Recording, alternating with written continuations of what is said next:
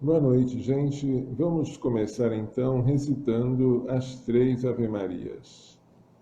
Em nome do Pai, do Filho e do Espírito Santo. Amém.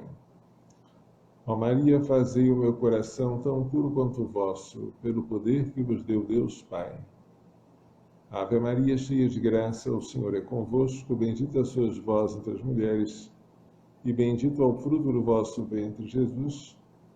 Santa Maria, Mãe de Deus, rogai por nós, pecadores, agora e na hora da nossa morte. Amém.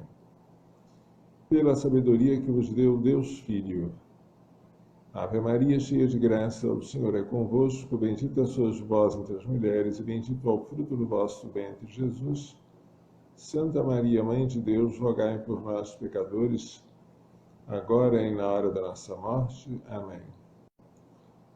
Pela misericórdia que vos deu o Espírito Santo. Ave Maria, cheia de graça, o Senhor é convosco, bendita sois vós entre as mulheres, e bendito é o fruto do vosso ventre, Jesus. Santa Maria, Mãe de Deus, rogai por nós, pecadores, agora e na hora da nossa morte. Amém. Em nome do Pai, do Filho e do Espírito Santo. Amém. Boa noite. Hoje o nosso tema será a masculinidade. Um tema importante: o que é ser homem? Ser homem é bom ou é mau? Vale a pena glorificar a Deus pela sua masculinidade? A resposta é sim. Uma observação preliminar. Em geral, considera-se uma ofensa muito grande chamar um homem de mulher. Ao contrário, dizer que uma mulher tem uma coragem masculina é um elogio. Assim se fala de Paraíba masculina, mulher macho, sim senhor. E é um elogio. Uma música antiga dizia: Jerônimo, filho de Maria Homem. Maria Homem era uma mulher que tinha a coragem de um homem. Por isso, considera-se que para uma mulher ser chamada de homem é um elogio. Para um homem ser chamado de mulher é uma ofensa. Será que isso tem algum fundamento? Vejamos.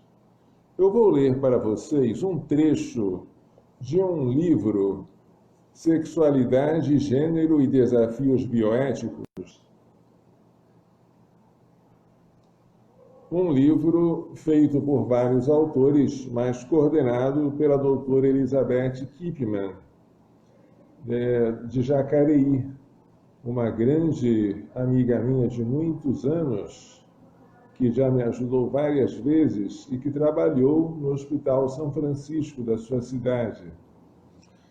Neste livro, em que ela fala da diferenciação sexual, diz-se o seguinte: para ser mulher não é preciso muita coisa. Quanto aos órgãos genitais externos da mulher, a ausência da testosterona faz com que a estrutura permaneça muito semelhante à estrutura original indiferenciada. Aliás, prossegue a autora, todo o desenvolvimento feminino ocorre na ausência do gene do cromossoma Y, na ausência dos hormônios masculinizantes, como se fosse um default na programação de determinação e diferenciação sexual.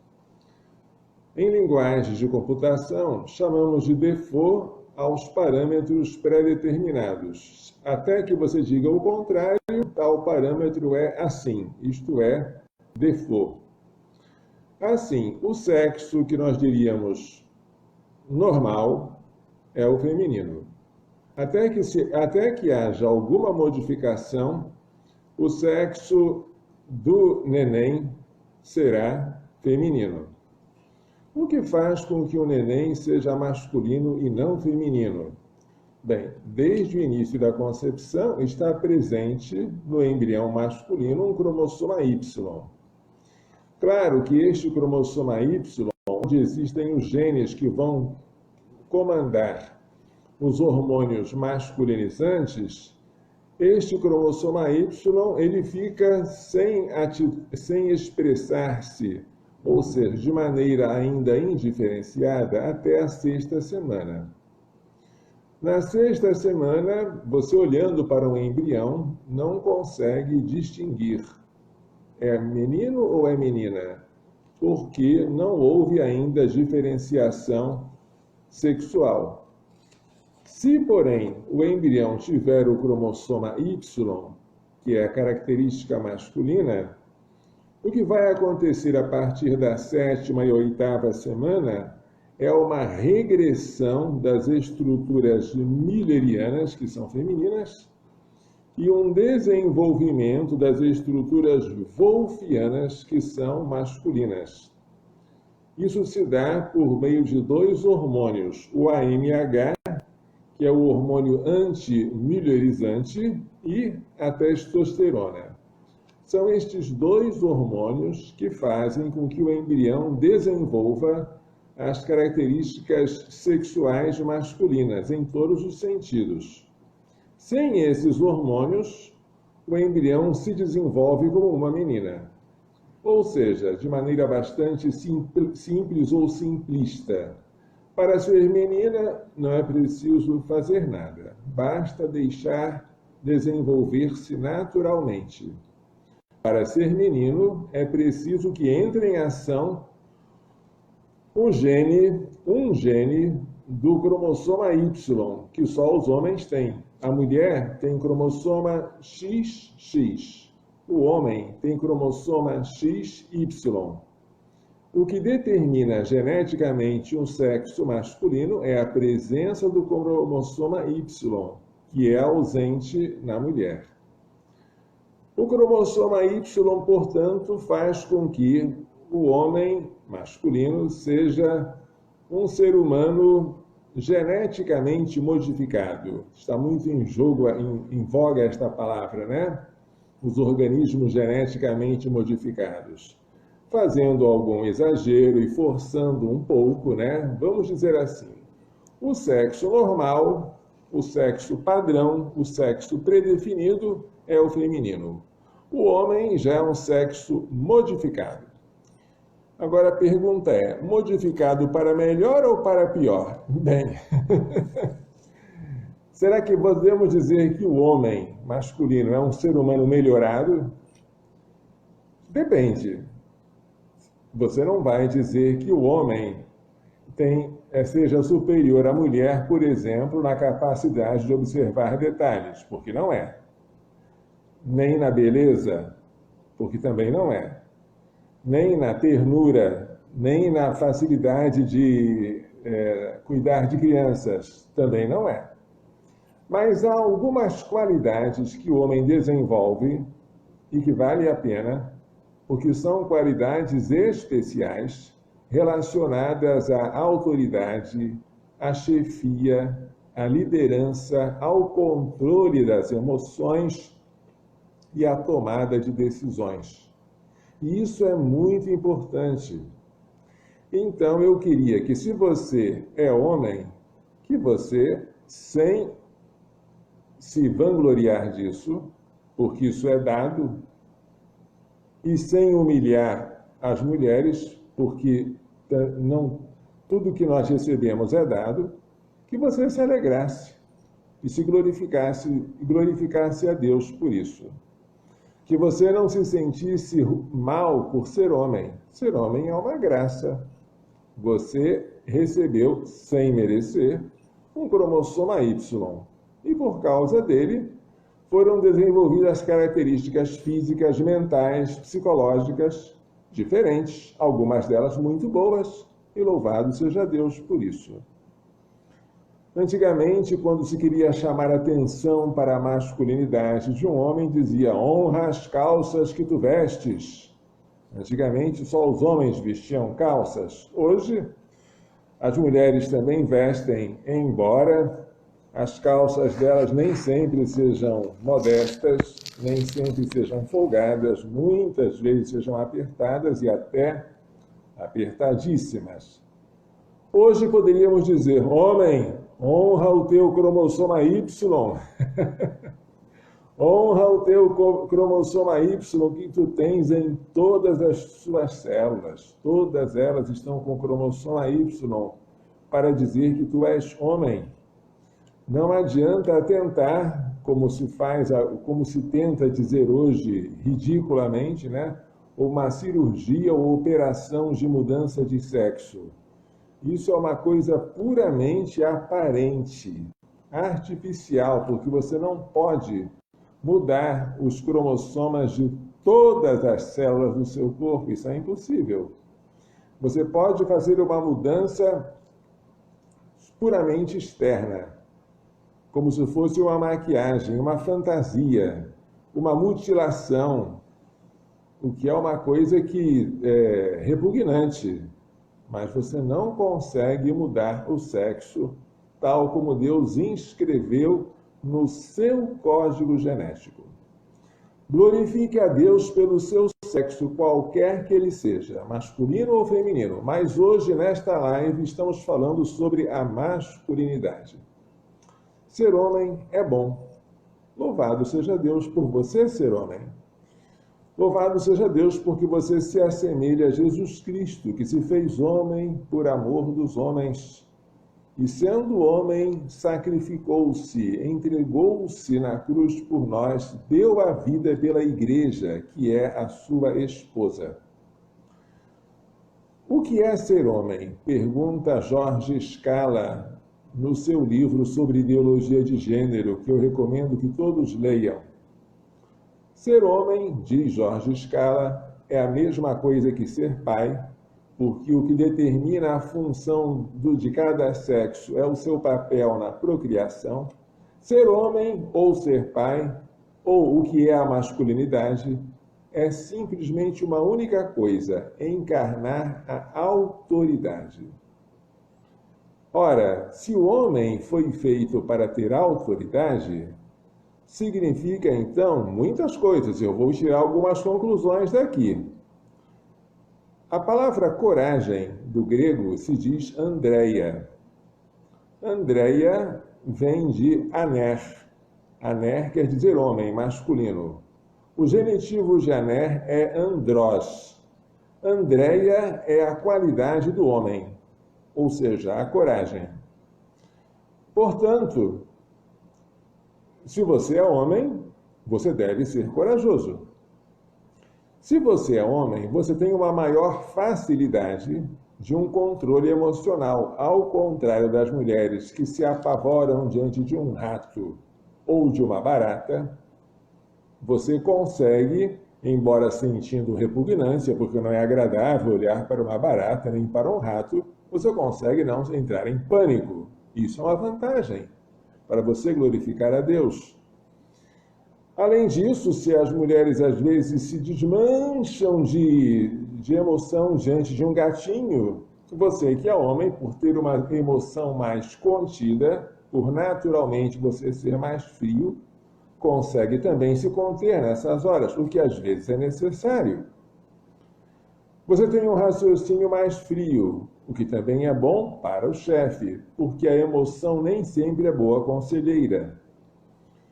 Porque você tem um humor mais estável, ao contrário da mulher que oscila muito durante uma semana, outra semana, durante o ciclo menstrual, ela muda muito de humor. Porque você é homem e tem um humor mais estável, você tem mais capacidade de tomar decisões. Você foi feito para ser cabeça. E a função da cabeça é governar, não oprimir, não tiranizar, mas governar, dirigir. Esta é a sua função. Ora, se você é homem e, portanto, você tem a função de governo, de direção, de liderança, agora que você está contente com a sua identidade masculina, espero que sim, saiba que a este bônus corresponde um ônus. Qual é o ônus? Bem, se você é chefe ou chamado à chefia, você tem um dever maior que o da mulher de amar a Jesus. Como assim, padre? O que foi que Jesus perguntou a Simão, filho de Jonas, antes de entregar-lhe as chaves do reino dos céus, antes de dizer a ele 3 vezes, apacenta as minhas ovelhas? Qual foi a pergunta que ele fez? Simão, filho de Jonas, amas-me mais do que estes? E Simão teve que responder sim 3 vezes. E depois, apacenta as minhas ovelhas, apacenta meus cordeiros, apacenta as minhas ovelhas. Você é chefe?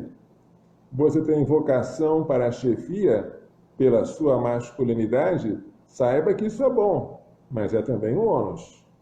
Você vai ter que amar a Deus mais do que aqueles que você vai governar, mais do que aqueles que serão, entre aspas, assim, os seus súditos, a sua esposa, os seus filhos. Quando às vezes eu faço no Dia dos Pais uma pergunta, quem é que tem o dever de amar mais a Deus, o pai ou a mãe?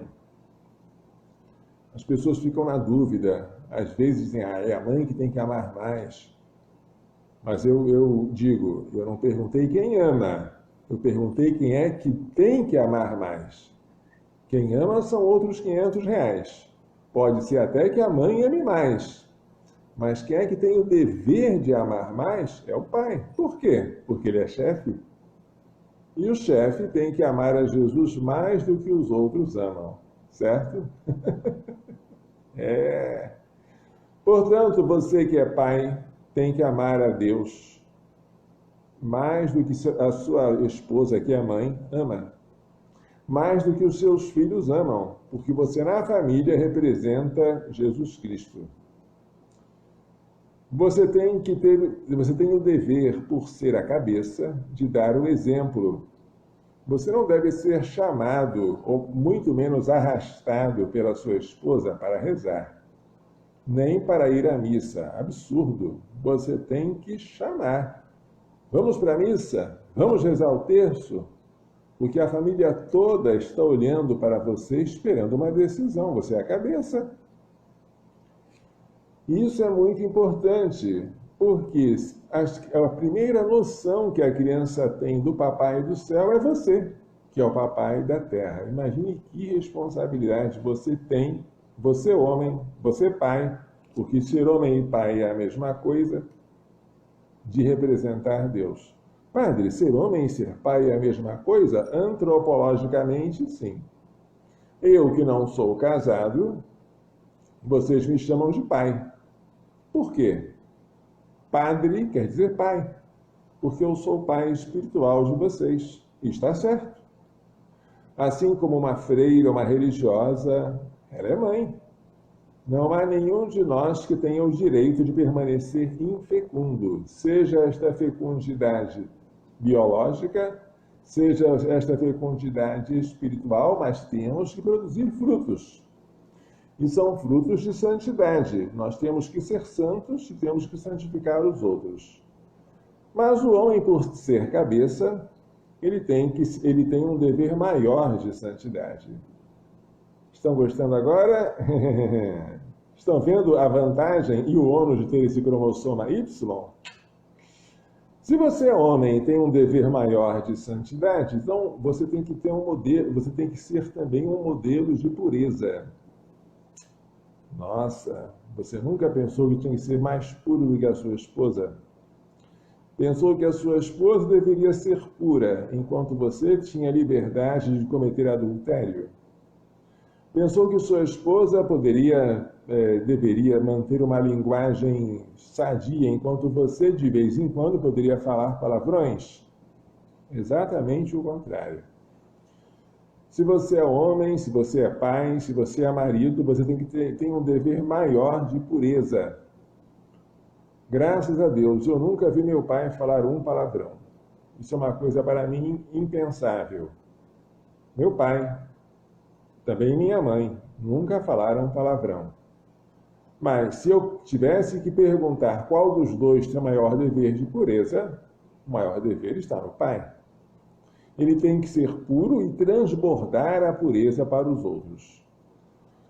Ele tem que ser puro para si e para a esposa. Isso nos envergonha, porque eu tenho a impressão de que as mulheres vencem a nós em pureza.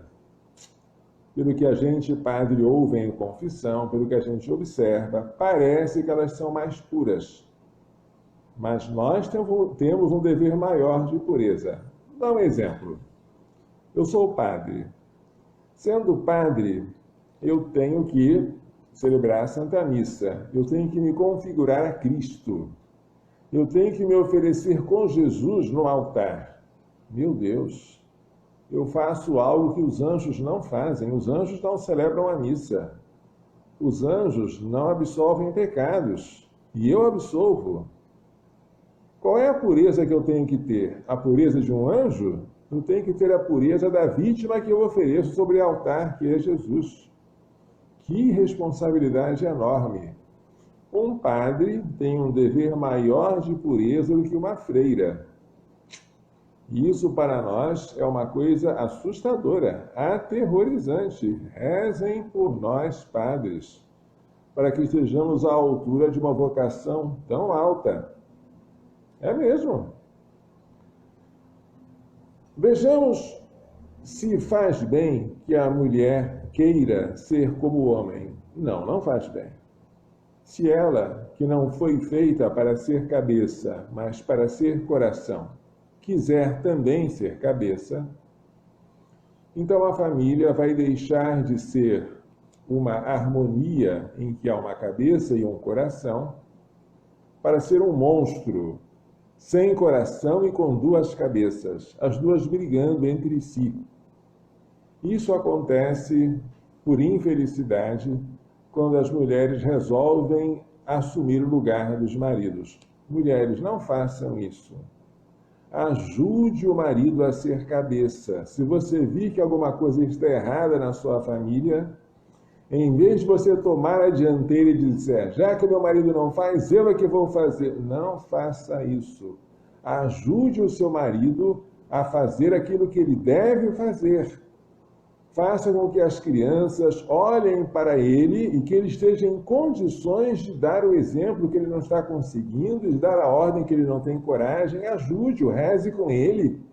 Mas o dever de dirigir é dele. E você deve ajudá-lo a assumir esse dever, em vez de tomar esse dever para si. Porque isso não faz bem para ninguém. Um lugar para cada coisa e cada coisa no seu lugar. Cada macaco no seu galho, né? Ora, não adianta para o homem dizer o que disse Adão. Foi a mulher que colocaste do meu lado, que me ofereceu do fruto, e eu comi. Não adiantou para Adão dizer nada disso. A mulher foi a primeira a pecar, mas Adão foi o primeiro a ser interrogado. Adão, onde estás? Por quê? Porque ele é o cabeça. Ele é o cabeça. E não adianta você dizer, foi a mulher. Tá bom, senhor Adão, foi a mulher, mas você tomou conta dela? Porque ouviste a voz de tua mulher e comeste da árvore de que te proibi. Aí vem todas as maldições e os castigos. Coisa semelhante aconteceu no tempo do rei Elias, no tempo do profeta Elias, sob o rei ímpio Acabe, que queria comprar, a vinha de Nabote, que estava junto ao seu palácio. Nabote não quis ceder a vinha, porque era herança de seus pais. A mulher de Acabe, que era uma rainha ímpia, chamada Jezabel, disse para o rei, deixa comigo. Eu vou conseguir a vinha que Nabote não quis vender, nem trocar por outra melhor. E esta rainha tomou as rédeas, como muitas mulheres fazem na família, e escreveu uma carta com o selo real e mandou para a cidade onde estava Nabote, mandando proclamar um jejum e que 2 homens inescrupulosos dessem falso testemunho contra Nabote, dizendo: Nabote amaldiçoou a Deus e ao rei. E assim Nabote fosse apedrejado, a vinha passasse para a propriedade do rei e tudo terminasse assim. A rainha fez tudo e Nabote não fez nada, só ficou calado. E quando anunciaram que Nabote estava morto e o rei Acabe foi tomar posse da vinha de Nabote, aí veio o profeta Elias falar com ele. Estou lendo o primeiro livro dos Reis, capítulo 21, versículo 9. Assim fala o Senhor: tu mataste e ainda por cima roubas? Ué, mas quem fez tudo foi Jezabel. Por que o profeta Elias interroga Acabe? Porque Acabe é o chefe. E não vai adiantar ele colocar a culpa em Jezabel. Ela fez tudo isso? Fez. Fez porque ele deixou. Fez porque ele consentiu, por ação ou por omissão. E o primeiro a responder é ele. Muito cuidado, queridos homens, quando vocês dizem: padre, na minha casa quem manda é a minha mulher. Não adianta. Não adianta? É, padre, porque na Constituição, no seu artigo 5º, está escrito que homens e mulheres são iguais em direitos e obrigações. E também no Código Civil já foi revogada aquela cláusula de que o marido é a cabeça do casal. Os dois têm igual autoridade. Pois é, só que você não vai ser julgado nem pela Constituição, nem pelo Código Civil. Você vai ser julgado pela palavra de Deus. E o que a palavra de Deus diz? O homem é a cabeça da mulher, como Cristo é a cabeça da igreja. E sendo cabeça, ele está lá para governar, para se responsabilizar pela santidade da mulher e para dar a vida por ela. Maridos, amai vossas mulheres, diz São Paulo na carta aos Efésios, capítulo 5. Assim como Cristo amou a igreja e se entregou por ela. Você, marido, não tem uma missão fácil, não. Você tem que dar a vida pela sua esposa e também pelos seus filhos. Você tem que ser na sua família o que Cristo é na igreja, ou seja, o salvador do corpo. Lembre que São Pedro, que recebeu de Jesus o poder e a missão de governar a igreja, o que foi que São Pedro recebeu também de Jesus? Quando era jovem, Pedro, cingias-te, ias para onde querias. Quando fores velho, um outro te cingirá e te levará para onde não queres. E ele falou isso para indicar com que tipo de morte Pedro glorificaria a Deus. Ou seja, ele teria que amar Jesus mais do que os outros apóstolos, porque ele seria chefe. E este amor tinha que ir até a morte. Ele morreu crucificado em Roma. Por quê? Porque ele é o primeiro. E quem quiser ser o primeiro, seja o último de todos e o servo de todos. Porque o Filho do Homem veio não para ser servido, mas para servir e dar a sua vida em resgate por muitos.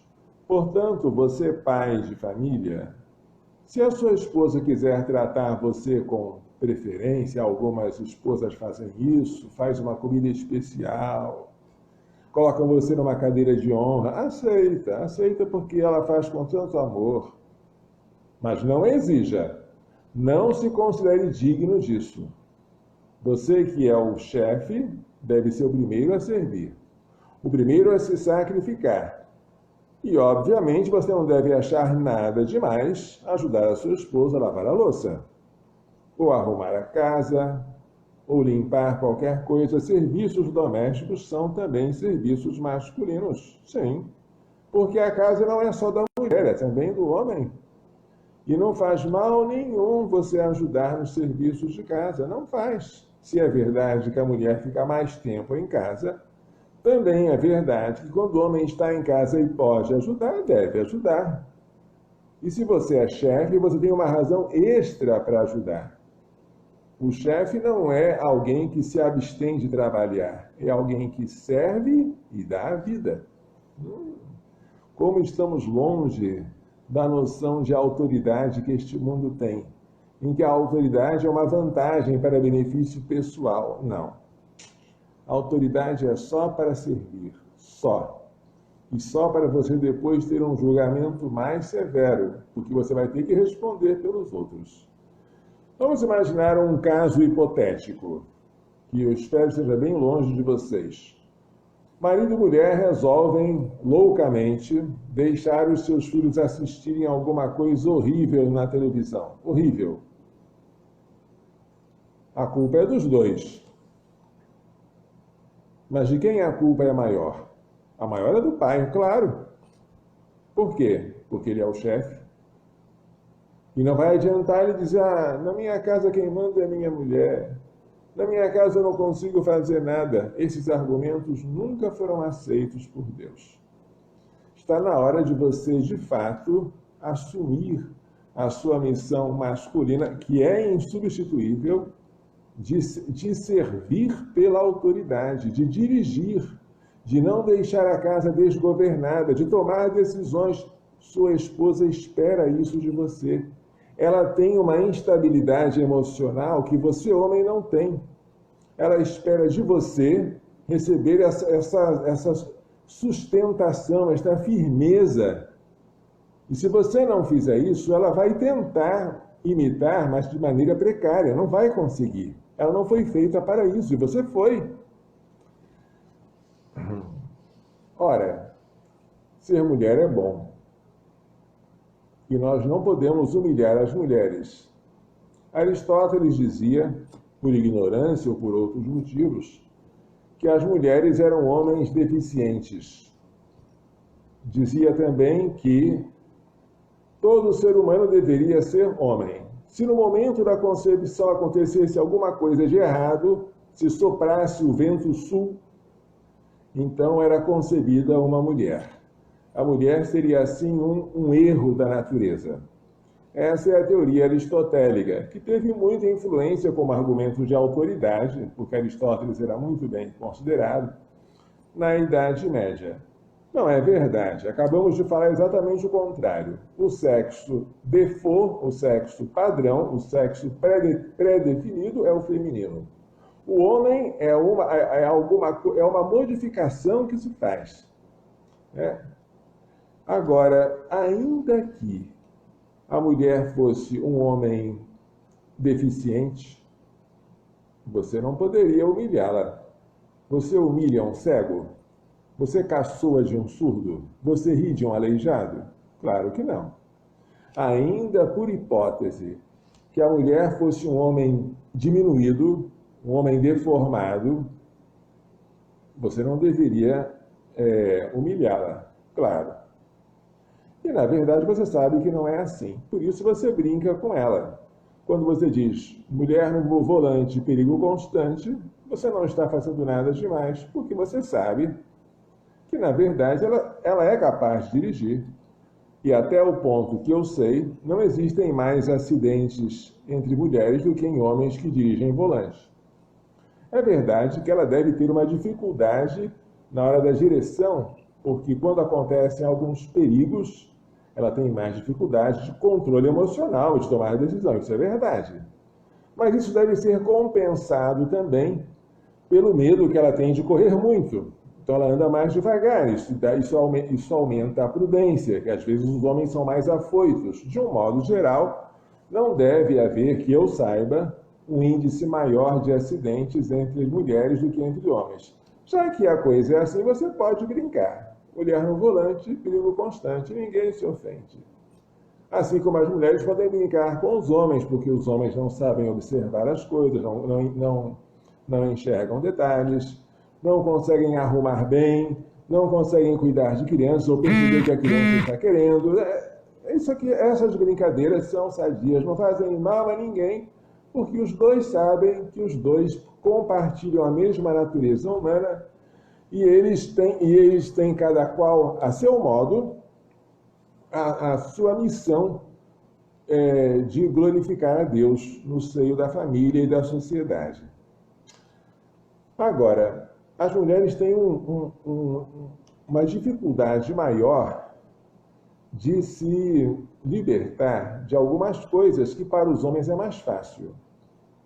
Vou dar alguns exemplos. Libertar-se de frivolidades. Frivolidade é aquilo que não precisa ser pecado, mas é coisa inútil. Inútil é o mesmo que vã. Daí vem a palavra vaidade, vanidade. Nós, homens, não temos necessidade de colocar pendurucários na orelha, no nariz. Não sentimos isso, graças a Deus. Para nós é tão simples, não é? As mulheres têm um desejo muito grande de se sentir bonitas, não apenas de ser, mas de pensar que são bonitas. Assim, elas não só penduram coisas na face ou na orelha, ou sei lá onde mais querem pendurar, mas também pintam o rosto, fazem maquiagem, ou usam perfumes, colocam 1000 coisas no cabelo para disfarçar alguma coisa que elas acham que seja feio, seja o excesso, a falta de cabelo, a cor de cabelo, sei lá o quê. Isso que já é uma coisa assim que já não condiz com a nossa o nosso apreço que devemos ter para as coisas do alto, né? Essas coisas que são frívolas, para as mulheres é mais difícil deixar. Para os homens é mais fácil. Se você é homem, não queira efeminar-se usando perfume para chamar a atenção para você. Não, use um desodorante, eu uso. Para o bem do meu próximo, para os outros não se sentirem mal com o meu odor. Desodorante chega, perfume não precisa. Você cuida da sua aparência, faz a barba como eu faço também, coloca uma loção depois da barba para você acabar com os cortes na pele, como eu sempre faço, como eu sempre sofro quando faço a barba. Mas não precisa muito mais do que isso. O homem não tem que se preocupar tanto como as mulheres têm. Elas têm algumas coisas que até hoje eu nem sei como é que são. Elas distinguem o batom, a base, o esmalte, sei lá o quê. As sobrancelhas têm que estar muito bem alinhadas. Elas têm umas técnicas para arrancar esses pelos aqui para ficar igual. Coitadas. Deixe isso para elas. Você que é homem, não se efemine. Isso sim é um rebaixamento. Isto sim é efeminação. Isso não combina com você. Você não precisa disso e você não lucra nada com isso, tá? Então, seja homem. É o que disse o rei Davi a Salomão. És tu vir, né? Comporta-te como homem. Por quê? O homem não precisa dessas coisas. E isso é bom. Eu costumo dizer que quem é bonito não precisa de nada a mais, de nenhum adereço.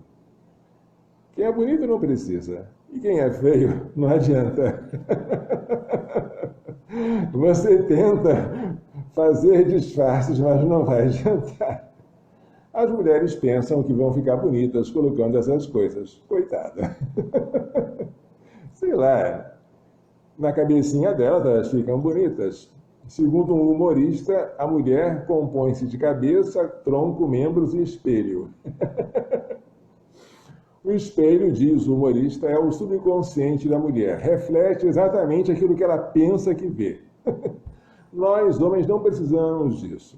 A gente usa o espelho com moderação. Não precisamos mais dessas coisas. Isso é bom, gente. Seja homem. Estovir. Isso é muito, muito interessante. Nós que somos homens não devemos nos deixar levar por ciúmes, que são típicos de ambiente feminino, nem por maledicências, nem por intrigas. Isso é uma fraqueza que as mulheres têm que lutar para vencer com dificuldade.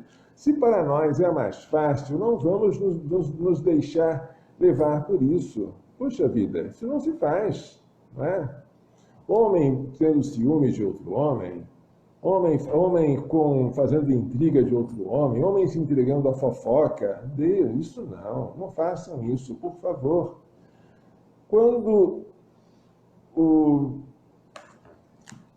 Josué, que foi o sucessor de Moisés, foi assumir o lugar dele, né, para tomar posse da terra prometida, o que foi que Deus disse a Josué? Está escrito no livro do Josué, capítulo 1, né?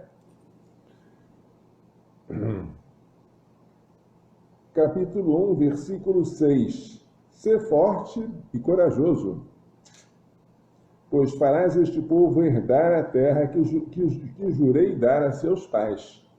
Josué 1, meia dúzia. E no finalzinho, versículo 9, não te ordenei que sejas forte e corajoso? Não tenhas medo, não te acovardes, porque o Senhor teu Deus estará contigo por onde quer que vás. E quando Josué deu esta ordem ao povo, né, sobre o que o Senhor havia dito a ele, os anciãos, as pessoas do povo, né, os chefes do povo responderam: faremos tudo o que nos ordenastes e iremos para onde quer que nos envies. Assim como em tudo obedecemos a Moisés, também obedeceremos a ti. Basta que o Senhor teu Deus esteja contigo, assim como esteve com Moisés. Todo aquele que se rebelar contra as tuas ordens e não obedecer às tuas palavras em tudo que nos tiverdes condenado, será morto. Apenas ser forte e corajoso. Deus exigiu isso de Josué e o povo também exigiu isso de Josué. Ser forte e corajoso. Depois, quando nós vemos o rei Davi já à beira da morte, dando as diretrizes ao seu filho Salomão, que iria ocupar o trono, no primeiro livro dos Reis, capítulo 2, está escrito: vou seguir o caminho de todos os mortais. Sê corajoso e porta-te como homem. Observa os preceitos do Senhor teu Deus, anda em seus caminhos, guarda seus estatutos e mandamentos, normas e decretos, como estão escritos na lei de Moisés.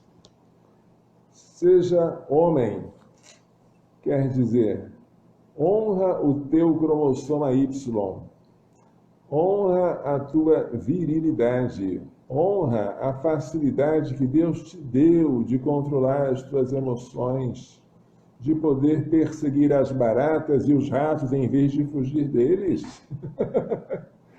Honra a tua facilidade que Deus te deu de poder governar, de poder se manter calmo diante de um perigo, de ser cabeça.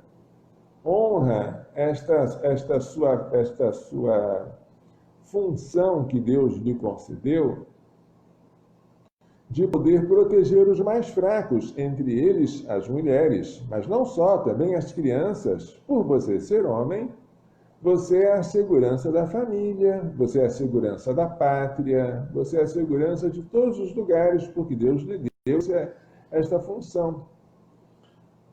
Uma vez, eu que fazia caminhada, né? Certa vez eu atendi confissão de uma moça, e a moça, depois da confissão, perguntou: você é o padre que caminha?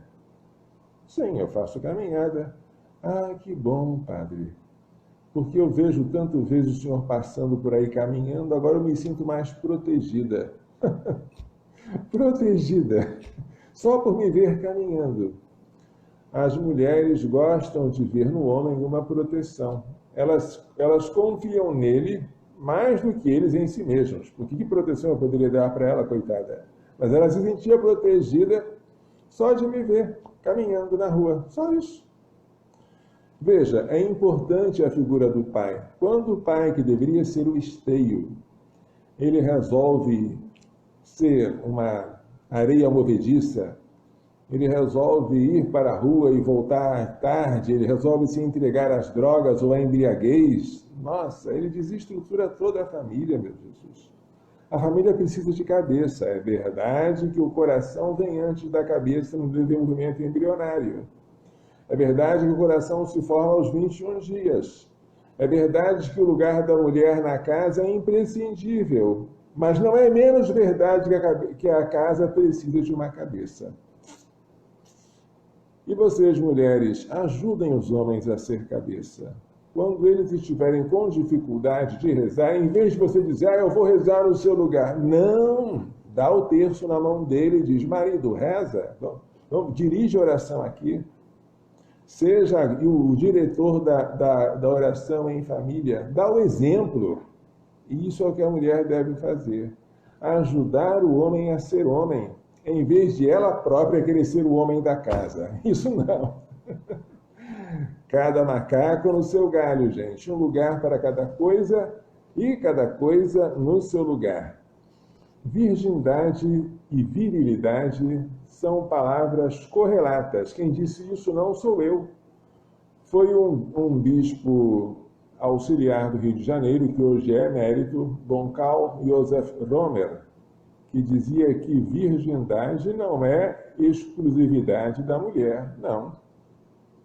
Pode-se falar em mulher virgem e em homem virgem, e dizia mais, a palavra virgem quer dizer íntegro, e talvez tenha uma correlação com vir, homem.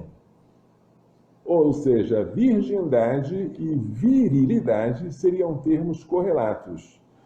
Eu sempre quis descobrir de que fonte ele tirou isso, não sei ainda, mas ele ainda é vivo. Se vocês encontrarem Dom Romer, no Rio de Janeiro, podem perguntar de onde vem essa etimologia que correlaciona virgindade com virilidade. Mas é uma coisa interessante. Ser homem e ser virgem tem tudo a ver. E ninguém pode pensar que você, por ser homem, está dispensado da virgindade. Claro que não. Você tem um dever maior de pureza. Dever de pureza, hein? Sabia, senhor homem? Sabia que você tem que ser puro para você e para os outros? Você tem que ajudar muito, porque é verdade que muito na vida de hoje se deve à revolução que ocorreu pelo feminismo. É verdade. As mulheres mudaram muito. Mas os homens ficaram passivos diante dessa mudança da mulher. Enquanto ela começou a querer tomar atitudes que antes eram próprias do homem, sair de casa para trabalhar, ganhar o dinheiro próprio, tomar decisões, blá, blá, e os homens acharam que isso era uma coisa inevitável, talvez até boa, e começaram até a exigir dela. Você não vai trabalhar fora, não? Vai ficar só em casa? Não vai ganhar dinheiro? Isso não se faz. Senhor homem, seja homem. Você que é o provedor. Dinheiro de mulher é bico. Se ela arranjar alguma coisa, ótimo, mas não é a função dela, não. A função dela é cuidar da casa, e ela já faz muito, porque a casa tem muita coisa para se trabalhar. E não pense porque ela está em casa que ela está à toa, porque o cuidado de uma casa exige uma energia que eu admiro nas donas de casa. De certa forma, o homem é mais forte no sentido muscular da palavra. No sentido imunológico e biológico, as mulheres superam. As mulheres conseguem suportar uma gravidez. O meu professor de biologia dizia, né, se ele estiver com a razão, que se um homem engravidasse, morreria em 30 dias. Não sei, mais ou menos assim. O organismo do homem não tem capacidade de suportar um organismo parasitário como é o homem, tomando conta dele durante esse tempo todo. Não tem. As mulheres têm essa capacidade. Mas, seja como for, diferenças há entre homens e mulheres, mas nós temos que aceitar a nossa própria vocação. Porque Deus nos fez assim, sejamos assim. Então você, homem, não se efemine. há certas coisas que nas mulheres a gente aceita, coitadas. Mas no homem não. Por favor. Vamos dizer uma coisa que ficou horrível no homem, embora seja muito comum. Tatuagem. Para quê? Quer aparecer? Quer ser bonito? Não, para com isso. Nem tatuagem, nem brinco, nem maquiagem, nem os cabelos assim bem... Peraí, gente. Frivolidade, deixa para elas. Elas também vão ter que lutar contra a frivolidade, só que com mais dificuldade. Se você tem facilidade, não vai se rebaixar assim, isso não se faz. Vocês conhecem Santa Teresa de Jesus? Santa Teresa, que foi a reformadora do Carmelo, escreveu, entre outras coisas, este livro, Caminho de Perfeição, que é um livro maravilhoso. Mas essa mulher, ela era de tal forma corajosa, valente, que queria que as filhas dela, as outras religiosas, também fossem assim. Olha o que ela diz. Olha o que diz Santa Teresa nesse livro. Que as irmãs não deveriam usar essas palavras umas com as outras, minha vida, minha alma, meu bem, e outras semelhantes, que se chamam ora umas pessoas, ora outras. Isso não, minha vida, minha alma, meu bem. Guardai estas palavras com carinho para o esposo, que é Jesus, né? Pois Sua Majestade se digna aceitá-las, e estando tanto tempo em sua companhia e tão a sós, de tudo haveis de vos valer. Então elas podiam usar essas palavras para Jesus, o esposo, mas não entre elas. Muito usadas com criaturas, não enternecem tanto com o Senhor. Aliás, não tem razão de ser. Preste atenção. São muito de mulheres. Santa Teresa dizendo, tais palavras são muito de mulheres. E eu quisera, minhas filhas, que em nada o fosseis. Nossa, que em nada o fosseis. Nem ainda o parecesseis, senão varões fortes. Uau! Se fizerdes o que está em vossas mãos, o Senhor vos tornará tão varonis que deixareis os homens boquiabertos. Bem fácil é isto a Sua Majestade que nos fez do nada. Santa Teresa queria que as suas filhas fossem corajosas como os homens. Todos nós temos que ser corajosos, as mulheres também. Mas é difícil para uma superiora cultivar isso, porque as mulheres, por sua própria fragilidade, às vezes tendem a se acomodar ou se justificar com isso. Eu estou sentindo mal, hoje eu não vou trabalhar porque hoje eu estou com cólica, hoje está num dia que eu não estou bom. Eu sei que as mulheres têm essas coisas, mas essas coisas, Santa Teresa chamava malizinhos de mulher, não deveriam servir de pretextos para você agora se entregar, não é? As mulheres têm algumas coisas como ciúmes, como sensibilidades assim exageradas, e às vezes elas utilizam isso como pretextos para se afugentar ou para se refugiar. Mas se você que é homem tem tanta facilidade de jogar isso fora, não é? Por que você vai se rebaixar, gente? Não faz isso, não. Seja homem. Esto vir. Ser forte e corajoso. E isso é importante. Uma das coisas que deve nos causar alerta é quando, na hora em que o padre vai apresentar o Santíssimo Sacramento, ele ouve a seguinte frase: Senhor, eu não sou digna... de que entreis em minha morada. Eu não sou digna? Onde estão os homens para dizer eu não sou digno? Porque só tem mulher na igreja? Ou os homens estão calados, só as mulheres respondem? Alguma coisa está errada. O padre não deve se considerar satisfeito enquanto não conquistar os homens. Eles têm que ir à igreja e eles têm que trazer as suas famílias. Por isso fizeram o terço dos homens, que, aliás, é uma iniciativa muito boa, para que os homens entendam que o terço é para eles, não é oração de mulher, não, é oração para mulheres e para homens. É uma coisa bem masculina rezar o terço e chamar a família para rezar. O terço faz com que você seja em casa como que São José, aquele que ama Nossa Senhora, que ama o menino Jesus. E é o dever de todo pai ser assim. Então é muito importante que nós não renunciemos às coisas boas que Deus criou na masculinidade para querermos ser aquilo que nós não somos e obrigar as mulheres a ser aquilo que elas não são. Isso não está certo, isso não faz bem para ninguém. Portanto, seja homem, sê corajoso e porta-te como homem. Honra o teu cromossoma Y e dá a vida pela sua esposa, pela sua família, pelo seu filho, pela sua paróquia, se você for padre. Porque o nosso julgamento vai ser severo, vai ser por nós e por aqueles que Deus nos deu para nós governarmos. Confere?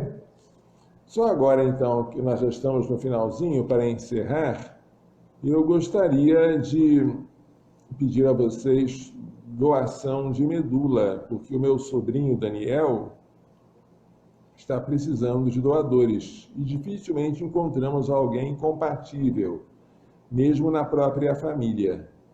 Se você quiser fazer uma doação de medula, vá lá no Instagram, @doemedula.vida, @doemedula.vida, porque lá existem as instruções de como você pode se cadastrar para doar a sua medula. Você faz um exame, né? Verifica a compatibilidade e, quem sabe, aumentando o número de doadores, um de vocês pode ter uma medula compatível com a do meu sobrinho e ele pode ter salvo a sua vida por meio de vocês. Meu sobrinho se chama Daniel, gosta muito de fazer de conta, de brincar que está celebrando a missa. Quem sabe ele tem a vocação sacerdotal, mas está precisando de uma medula. doemedula.vida, né, no Instagram. Tá bom, gente? Então, vamos encerrar por aqui, tá? E vamos dar a nossa bênção final, como de costume. O Senhor esteja convosco. Pela imposição de minhas mãos sacerdotais e pela invocação da bem-aventurada sempre Virgem Maria, de São José, seu castíssimo esposo, de São Luís Gonzaga, de São Luís de Maria Grande de Montfort, de Santa Helena de Bretamona, de São Miguel, São Gabriel, São Rafael, de todos os anjos e santos, abençoe-os, proteja-os e guarde-os com toda a bênção do céu e da terra, Deus Todo-Poderoso, Pai, Filho e Espírito Santo. Amém. Coração imaculado de Maria, livrai